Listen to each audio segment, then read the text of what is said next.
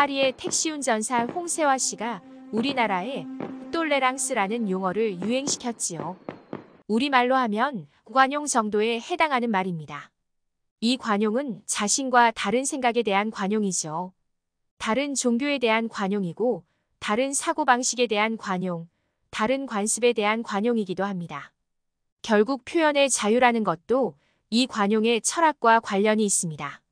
그런데 프랑스에서 똘레랑스의 개념을 확립한 사람이 있다면 그건 확실히 볼테르입니다. 똘레랑스는 원래 불어 똘레레어의 명사형인데요. 무언가를 참는다, 묵인한다 정도의 뜻입니다. 참고로 그 자체로는 절대 긍정적인 뜻이 아닙니다. 영어에서도 tolerate라고 하면 참지 않는 편이 좋지만 참는다 혹은 용인한다 정도의 뜻이죠. 그런데 똘레랑스가 타인에 대한 관용이라는 긍정적인 뜻으로 변한 데는 18세기 계몽주의와 볼테르의 역할이 컸습니다. 그 과정을 파악하기 위해 우리는 여기서 18세기 중반 유럽 전역의 반향을 일으켰던 칼라스 사건에 대해 좀 알아볼 필요가 있습니다. 프랑스 남부에 툴루즈란 도시가 있는데요. 요즘에는 버스를 타면 스페인 국경까지 2시간 정도면 가고 4시간 정도면 바르셀로나까지도 갈 수 있는 곳이지만 당시에는 그냥 프랑스의 여러 폐쇄적인 시골 중 하나였죠. 18세기에는 카톨릭세가 강한 곳이었지만 신교도들도 드문드문 살고 있었습니다.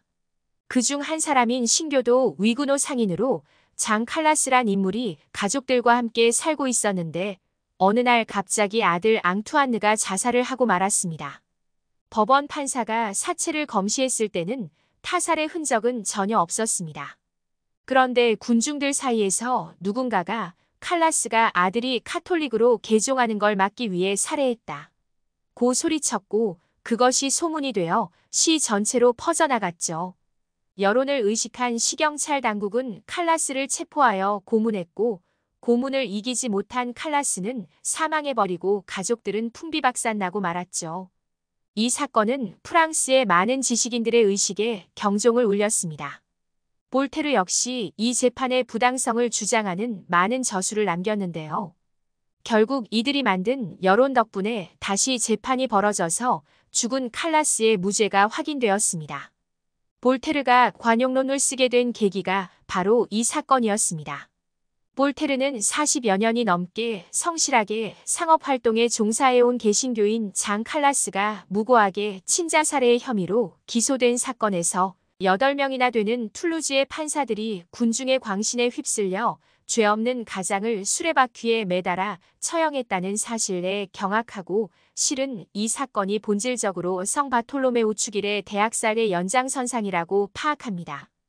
참고로 성 바톨로메우 축일의 대학살이란 프랑스의 카톨릭 세력들이 1572년 8월 24일 성 바톨로뮤의 축일을 맞아 위구노 신자들을 조직적으로 집단적으로 학살한 것을 말합니다. 학살은 파리에서 시작되어 지방으로 번졌고 총 3만에서 7만 명의 위구노 개신교인들이 학살당했다고 합니다. 볼테르는 이렇게 말합니다. 어떤 이들은 자비나 관용, 그리고 신앙의 자유란 가증스러운 것이라고 주장한다. 그러나 진정으로 반문하건대 자비나 관용, 신앙의 자유가 그 같은 재앙을 초래한 적이 과연 있었던가? 볼테르의 저서 관용론은 특히 종교적 관용에 대한 종합이론서이자 역사서입니다. 그는 먼저 칼라스 사건의 경과를 소개하고 그 결과를 개탄한 다음 구체적인 사례들을 통해 근대 지식인들의 이상인 그리스와 로마에서도 종교적 관용이 상식처럼 지켜졌음을 밝히고 기독교 역시 구약, 신약 할 것 없이 성서를 보면 원칙적으로 관용의 종교임을 설파합니다. 볼테르는 평소에 그답지 않게 비교적 진지하게 불관용의 부당성과 관용의 정당성을 차근차근 설명하는데 물론 그렇다고 해서 볼테르 특유의 재치와 총기가 흐려지는 것은 아니어서 관용론 역시 문장들이 감칠맛 있게 넘어가는 읽기에 좋은 책 중 하나입니다. 저서 관용론은 볼테르가 중세적 근본주의와 불관용을 상대로 수행했던 전투가 남긴 하나의 작은 흔적에 불과합니다.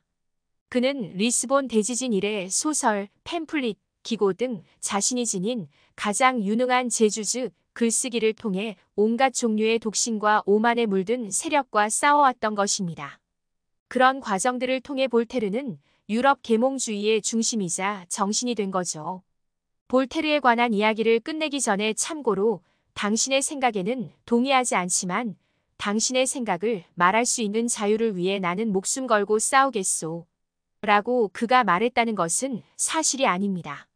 볼테르 사후 어느 전기 작가가 마음대로 창조해낸 이야기에 불과합니다. 볼테르라면 아마 이렇게 말했을 겁니다.